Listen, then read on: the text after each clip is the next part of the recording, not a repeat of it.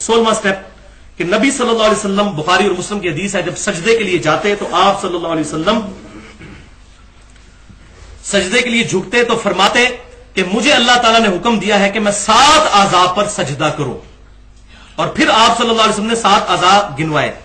दोनों पांव यानी पांव के पंजे, दोनों घुटने कितने हो गए 4, 2 हाथ 6, और फिर आप सल्लल्लाहु अलैहि वसल्लम पेशानी और इशारा अपने नाक की तरफ किया, यानी पेशानी और नाक एक उज़्व शुमार किया, ये 7वां।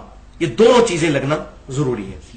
अच्छा, और अबू दाऊद में अल्फाज है कि आप सल्लल्लाहु अलैहि वसल्लम फरमाते हैं कि जब तुम सजदे में जाओ तो ऊंट की तरह ना बैठो, बल्कि तुम पहले हाथ लगाओ और बाद में घुटने। अब लोग यहां पर बहस कर रहे हैं जी ऊंट इस तरह नहीं बैठता तो इस तरह बैठता। वो भाई मेरे, ऊंट को छोड़े, ऊंट को जिस तरह बिठाना था नबी वसल्लम खुद बिठा के गए हैं। अबू दाऊद में अल्फाज मौजूद है कि ऊंट की तरह मत बैठो, हाथ पहले लगाओ और घुटने बाद में लगाया करो। आप खुद बता के गए हैं सल्लल्लाहु अलैहि वसल्लम।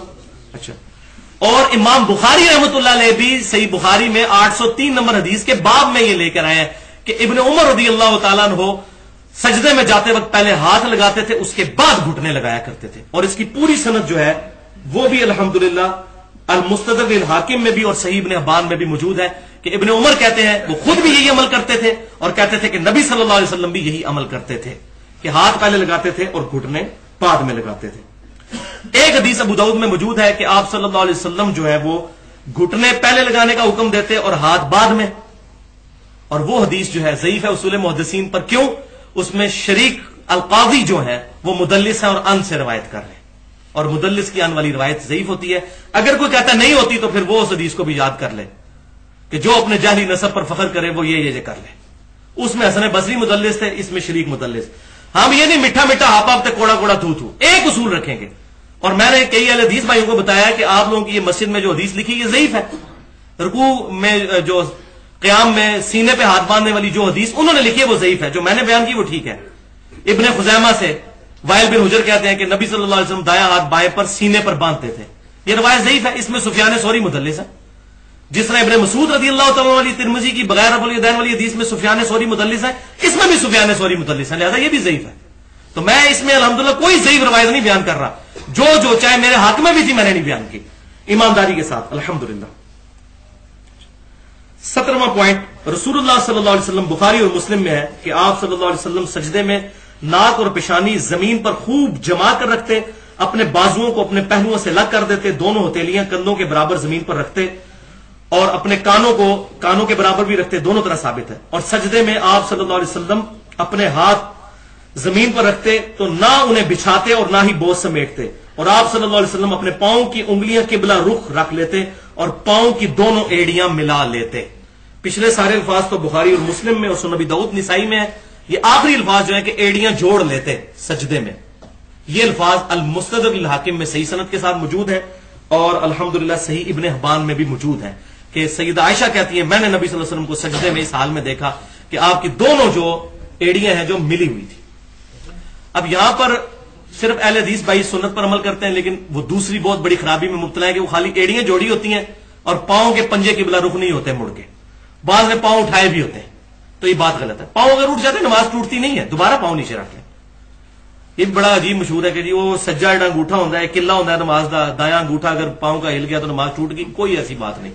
इवन बारे शरीयत में मुफ्ती अमजद अली साहब ने भी इसकी मुखालफत की है, ये हनफियों के नजदीक भी कहीं नहीं है। वरना तो वाज़ेह हदीसें मौजूद है कि जब नबी सल्लल्लाहु अलैहि वसल्लम की बुखारी और मुस्लिम में हदीस है कि आप सल्लल्लाहु अलैहि वसल्लम के साथ अब्दुल्लाह बिन अब्बास नमाज पढ़ रहे थे तो बाईं तरफ वो आगे खड़े हो गए, तो आप सल्लल्लाहु अलैहि वसल्लम ने उनको अपने मुबारक हाथों से कान से पकड़ के अपने दाईं तरफ खड़ा किया तो उनका तो अंगूठा हिल गया था। इसी तरीके से दो नमाजी जब इकट्ठे नमाज पढ़े, तीसरा आएगा तो या इमाम आगे जाए या मुक्तदी पीछे जाए तो उसका भी अंगूठा हिल जाएगा। ये ऐसी मशहूर है। बल सजदे में जो है वो पांव के पंजे मुड़कर किबला रुख और एड़ियां जुड़ी हुई होनी चाहिए, ये सुन्नत है। और बुखारी और मुस्लिम की हदीस है कि नबी सल्लल्लाहु अलैहि वसल्लम ने फरमाया सजदे में इतदाल करो, कुत्ते की तरह बाजू ना बिछाओ, अपनी हथेलियां जमीन पर रखो और कोनियां उठाकर रखो। हथेलियां जमीन पर होंगी, कोनियां उठाकर। और यह तखसीस खाली मर्दों के लिए नहीं, औरतों के लिए भी। यह बात भी याद रखिएगा, क्योंकि औरतों और मर्दों की नमाज में कोई फर्क सही अहादीस में रवायत नहीं हुआ। हां, बाज लोगों ने किताबें जरूर लिखी और छोटे मोटे फर्क बयान किए, लेकिन ऐसी कोई बात नहीं है। जनरल वही हदीस है, सल्लू कमा रअयतुमूनी उसल्ली, نماز اس طرح پڑھو جس طرح کہ مجھے نماز پڑھتے ہوئے دیکھتے ہو.